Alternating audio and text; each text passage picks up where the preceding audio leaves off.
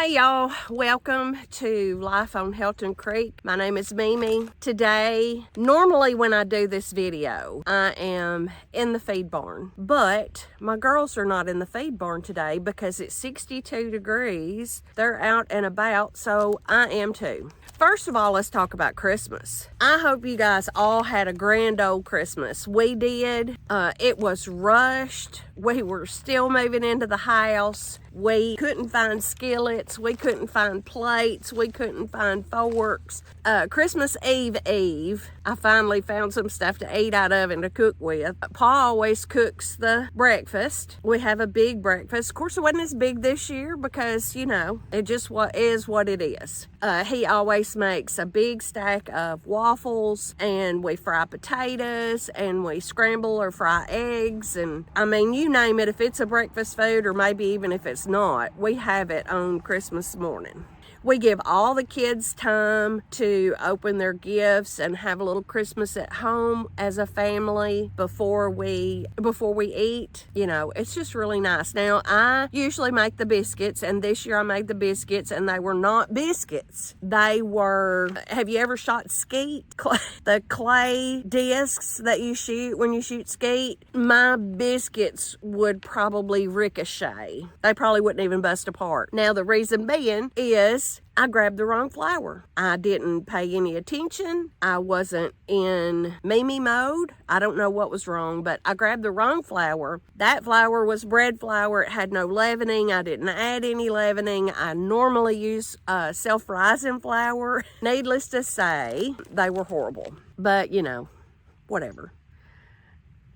They all know they can have a Mimi biscuit anytime they want to. All they got to do is say, hey, Mimi, make me a pan of biscuits, and I will. So, everybody's got to mess up every once in a while, right? So, we still have a ton of stuff to go through, unbox, put away, throw away, get rid of, and place.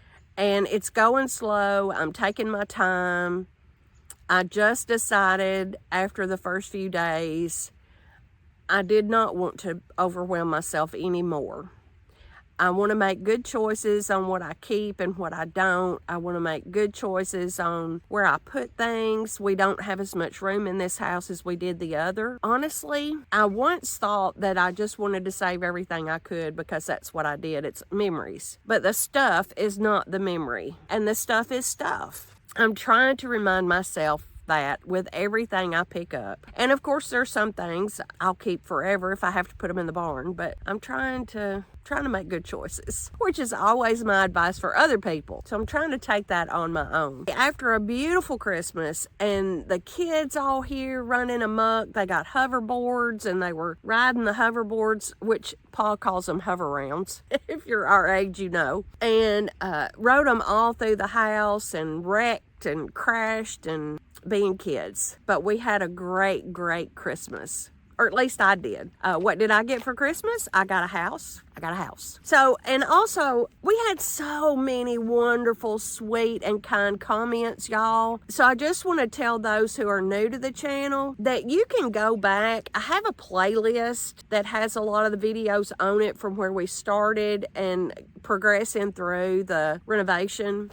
So you can go back and watch those. I think I have all of them on that playlist. I might have missed one or two, but I think most of them are in that playlist. And so you can go back and watch what we started with and what we've ended up with. It's quite a transformation, if I do say so myself. We're going to talk New Year's, y'all. I do this video every year, and every year I get so many neat messages from y'all about your grannies and your paws and your brothers and sisters and mama and daddies and next door neighbors. I just get all the neat stories, y'all, telling me how your family did this or your family would never do that, what your granny cooked every year. I love it. I love it. Do I believe in all of this? Do I find it fascinating? Oh, yes. I find it fascinating in what we do. I find it fascinating in what the Germans do.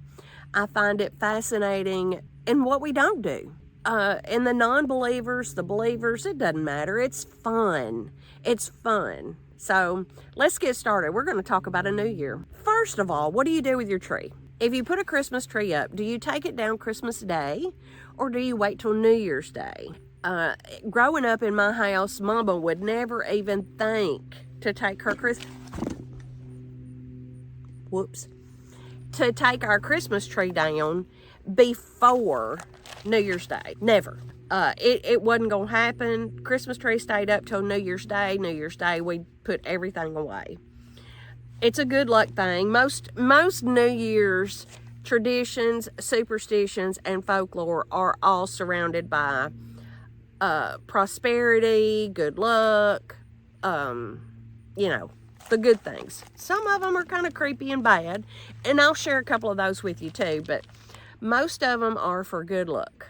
So I still don't, I barely got a tree up, and we threw stuff at it because we couldn't find the boxes that had the ornaments in it. So it has like it has a boot on it that's this big, and it has a stocking, and it has, I don't know what all, just stuff just thrown at it because we could not find the decorations. So, but it is what it is. It looks good. It's fine. And credit where credit is due. Jessica and the girls did it, not me. I was busy unpacking and running around worried about a skillet. Now, it's almost 2025, y'all. It's almost 2025. I don't know where the year went. My daddy used to say when I was growing up that the older he got, the faster time went. And I am living that every day now. I just look up and it's like, oh, well, where did November go? We just had Thanksgiving last week, but it's almost New Year's, y'all, in just a couple of days. So I thought I would get my list out and share some things with y'all about what to do and what not to do on New Year's Eve and day. So before we start talking about serious things, cleaning is first and foremost. New Year's Eve, you should be doing all things cleaning. You should sweep, mop, vacuum, laundry, dishes, everything, and have your home clean and ready to go on New Year's morning. I will explain all the details as we go through, but let me just give you a heads up. Clean it up. We got company coming in. There's my strawberry. So on New Year's Eve, I spend my New Year's Eve doing all my laundry.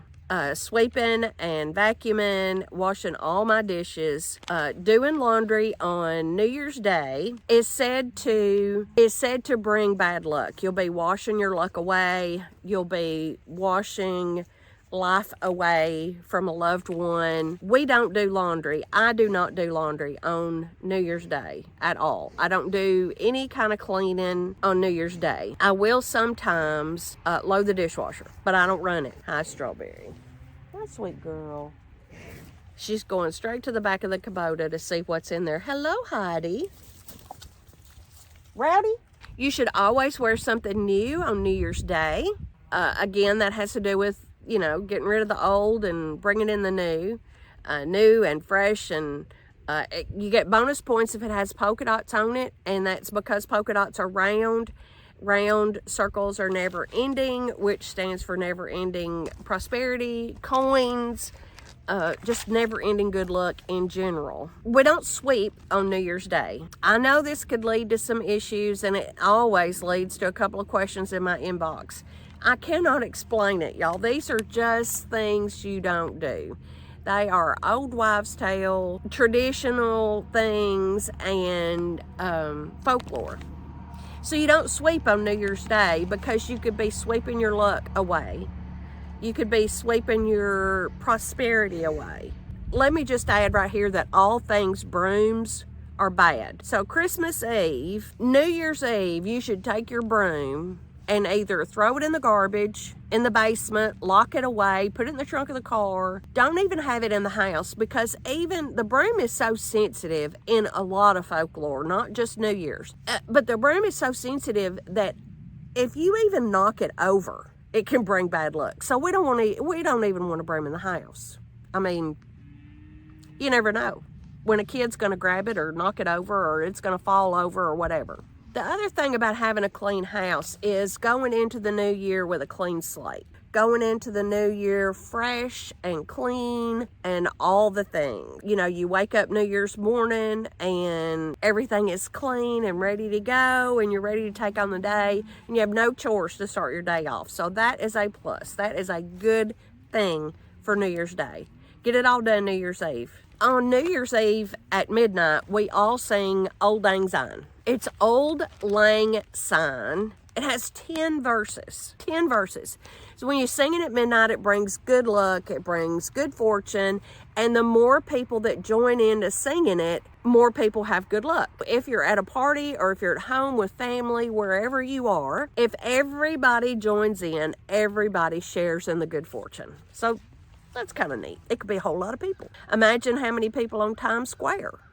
So we're going to go to Times Square for a moment. You've probably, most of your life, at one point or another, watched the ball drop at Times Square. The first one dropped in 1907, and it was on top of the Times building, not on Times Square. The only time that the ball has not dropped is 1942 and 1943, and that's because of the blackout during the war. So it didn't drop those 2 years. Other than that, it's dropped every year. So the first one was 5 feet in diameter, 953. So that's not very big. It was made of wood and iron, and it had about 100 incandescent light bulbs on it. And that's it. Now, I think it's 12 feet in diameter. It has over 30,000 LED lamps in it, and it's made of triangles of Waterford crystal. Also in New York City at Times Square, there's over 3,000 pounds of confetti shot from cannons on the top of the buildings at midnight. Can you imagine? Now, the next morning, well, after everybody leaves, the New York City Sanitation Department comes in and they start removing all the confetti and all the debris, all the trash and junk, in order to have the area ready for the next morning. There's about 190 sanitation workers. And they remove, it is said, 50 tons of crap out of Times Square. Confetti and trash that people leave behind. 50 tons, y'all. That's a lot. And that's a lot even for 190 people to do, starting at probably 12:30, 1 o'clock in the morning. And it has to be done before work traffic the next morning. So, yeah, it's a pretty big process. Let's talk about the meal. That's kind of the most important thing.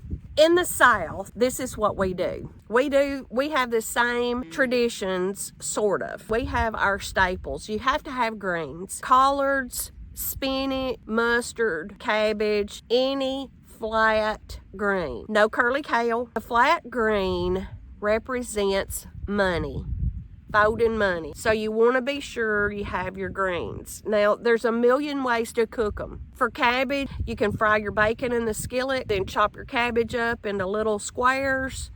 And when your bacon is done, take it out, leave the grease in, put some onions in, and fix those until they're translucent, until they are sauteed to your taste.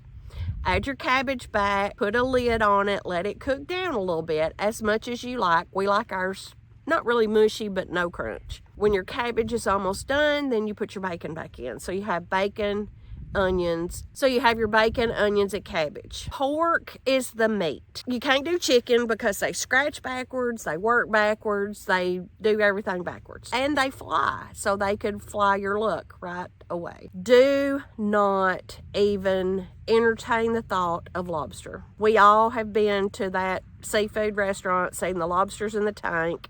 They go backwards. They all back up into that corner and they're looking at you with them beady eyes. Don't do lobster. It is like, I reckon it's the epitome of bad luck, because when you research any of this, every website, every person you talk to, everybody says no lobster. But you can do fish, because fish swim forward. I got company coming from everywhere. So you can do fish, but don't do lobster. Pork is the thing to do. All my girls here will tell you no beef. Pork is the meat. Sausage will work. But the main thing in the South is hog's jaw, pork cheek. It's the same thing. Hog's jaw, pork cheek, same thing.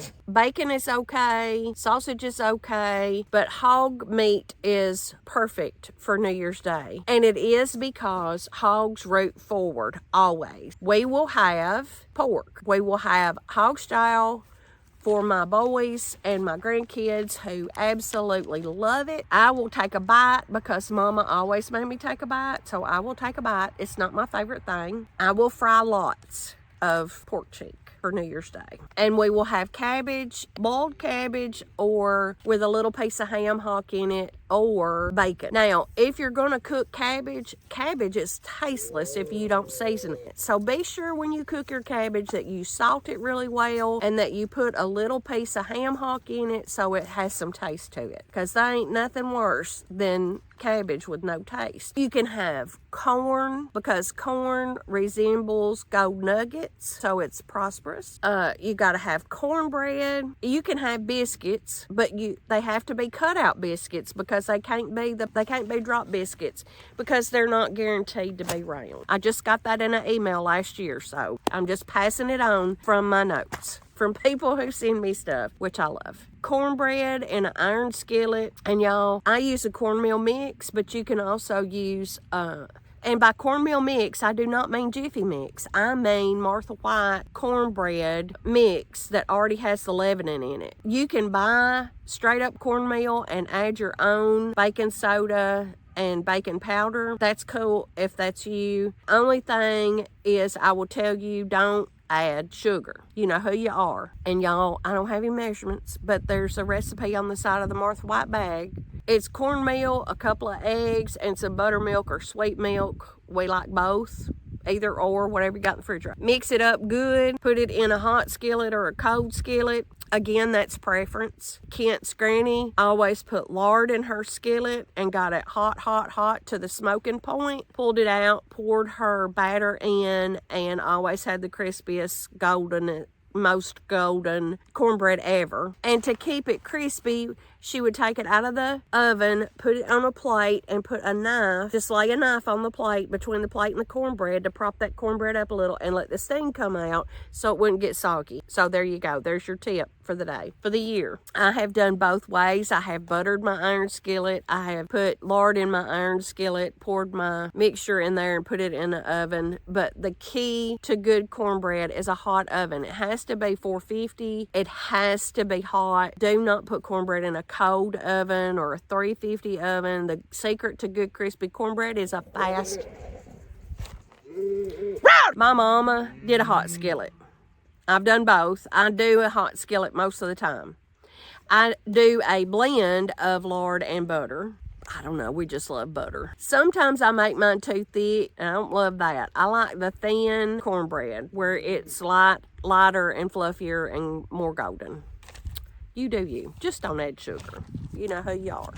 I know that you guys have seen the whole trend to eat the 12 grapes. A lot of people serve the grapes on skewers, pass them out to their guests or their family or whatever, have them available.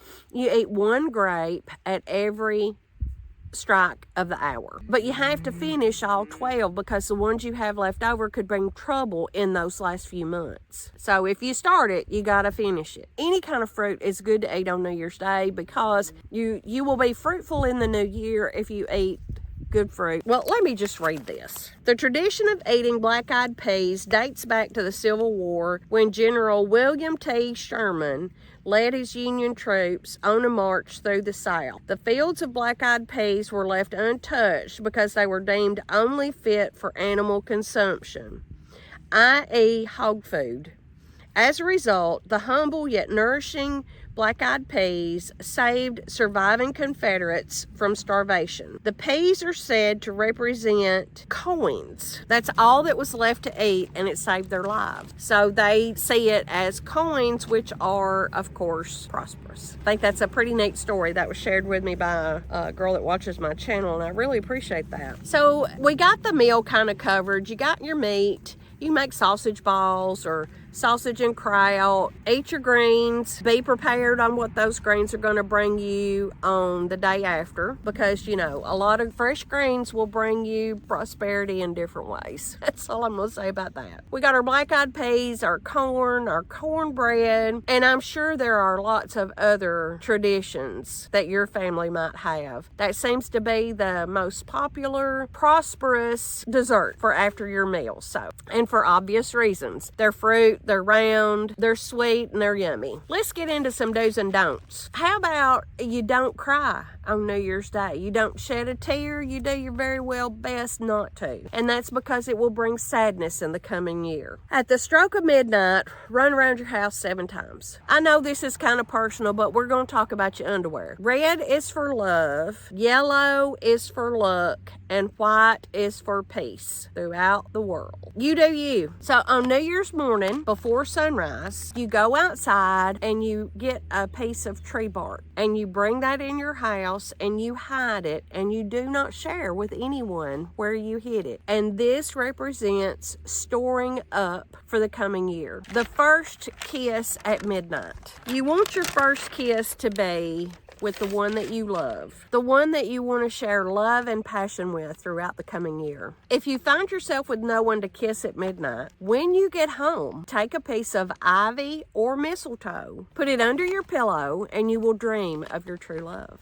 Fill your cupboards or pantry with all the things. Store it up in your cabinets. Make sure you have everything ready to go in the new year. If you don't, you could be trying to fill your cupboards throughout the year. This one is important. Be sure you have cash, folding money in your wallet and in your pocket. Folding money, cash, green money, cash. Not a debit card or credit card, none of that. Real money in your pocket and in your wallet. And this will bring good fortune into the new year for you. I'll have $1 in my pocket. At the stroke of midnight, we did this as kids. Make all the noise. Bang on pots and pans, honk the horn, shoot an air horn. Some people do pew-pews. Scream, holler, yell. Open all your windows and doors in the house. Let all the mojo out. Scream, holler, and yell, and scare it away. Leave your doors and windows open after it quietens down to invite all the good mojo in, to invite all the good stuff to come back in. You want to make all the noise to scare away the heebie-jeebies and bad vibes and all of that, and then you want to be quiet for a little bit before you close it up to invite the good stuff in. Never loan money on New Year's Day. You will spend the entire year trying to get it back. You won't ever get it back. The second part to that is if you loan money on New Year's Day, if you give out money, then you'll be giving out money all year. We don't want that either, do we? I don't. I don't know how this works, but this is what it is. Nothing leaves the house on New Year's Day until your first footer comes in. You want your first footer to be tall, dark, and handsome, so they bring luck in. But you can't leave the house till they get there. So I don't know how the first footer gets out of their house, how the first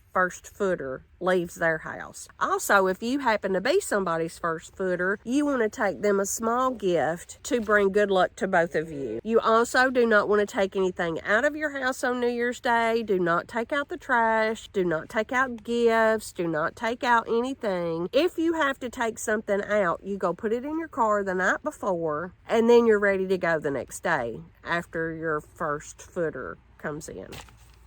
It's confusing. I'm just the messenger. That's all. After midnight, carry an empty suitcase around your house and outside. This will bring adventure and travel into your new year. How exciting is that? I might carry 2. Don't go crow hunting. Seeing crows on New Year's Day is bad. It's almost up there with the broom. And it's in lots of cultures. So it's up there with the broom. Lots of cultures say no crows. On the same hand that you want your folding money in your pocket and in your wallet to bring in good financial blessings. Also, go outside and put a few coins on your windowsills. That also invites good fortune in. When you open up your windows and doors to let the bad out, the good comes in. They're drawn to the coins. So it brings good financial abundance to you in the coming year. If you were born on New Year's Day, you're like the luckiest person in the whole wide world.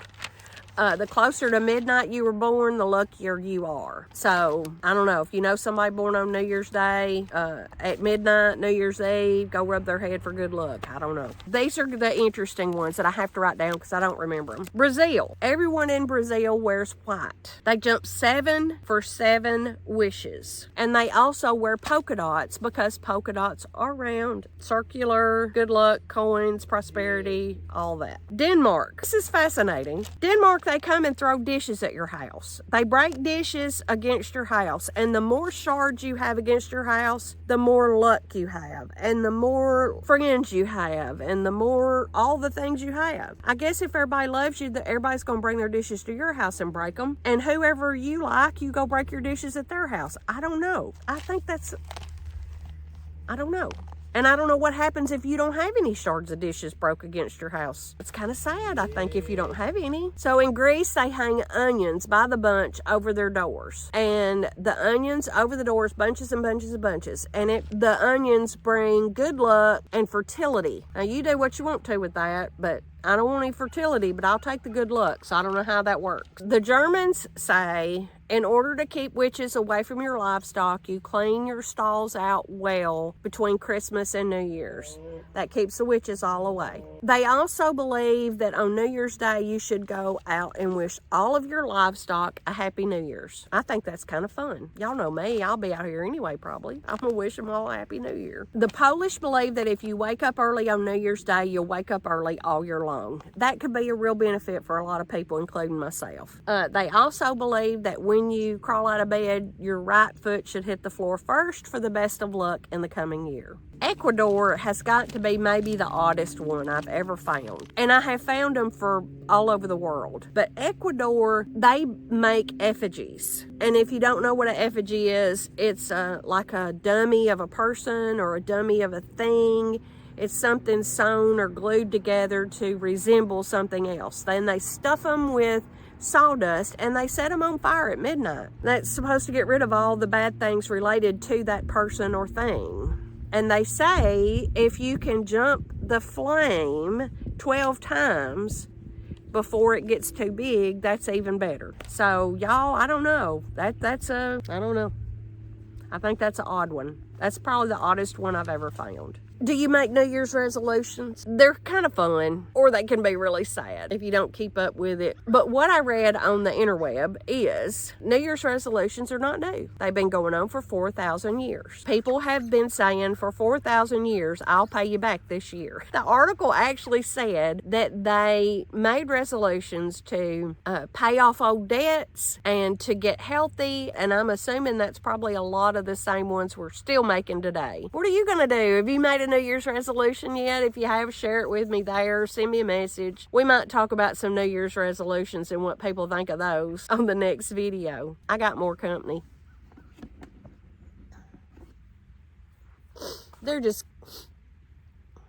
They're coming up to see what I'm doing, to see what I'm talking about, and to see what's going on, I guess. Anyway, there's a ton more, but I know the video is always just so long. Have your meal, enjoy your family, maybe have some fun with some of these do's and don'ts. The only thing I'm gonna say is cook a good meal, put your broom in the basement, don't wash clothes, have some fun. Y'all, this new year, 2025, I don't know what it's gonna bring, but I pray that it brings nothing but goodness and prosperity and abundance and happiness to you and yours. I do. I hope it's just the best year yet in your life. I'm hoping for good things with my channel. I'm hoping for good things with my farm. And I'm hoping for good things with my family, and not necessarily in that order. I'm going to go home and get 10 more boxes and see if I can get them unpacked today, because I'd like to have a lot of stuff done before New Year's. And I'm still hunting for clothes and shoes, and I don't ever want to move again. And I know a lot of y'all have said the same thing in your comments. Y'all have said, me either. I don't ever want to move. I've lived in 4 houses my whole life. I moved out of my mom and daddy's house to our first farm, me and Kent, in 1986. We sold that and moved into the brick house where we were just then, and we moved out of that brick house across the street into the farmhouse where we are now. So from my mom and daddy's house in 1986, I moved to Alexandria. I've lived in 3 houses within a mile of one another, and that's it. Y'all have a happy new year. Thanks so much for joining us. I hope you come back and subscribe and all the things. I hope that you remember you are never alone. And remember the number 988. It might not be for you, but it might be for a friend or a stranger, someone in need. 988, y'all. You can talk or text. It's a crisis line. And so remember that. 988. Thanks, y'all. Be blessed. I finished the video. I went and collected a carload of stuff from Michelle's house because, yes, we're still moving.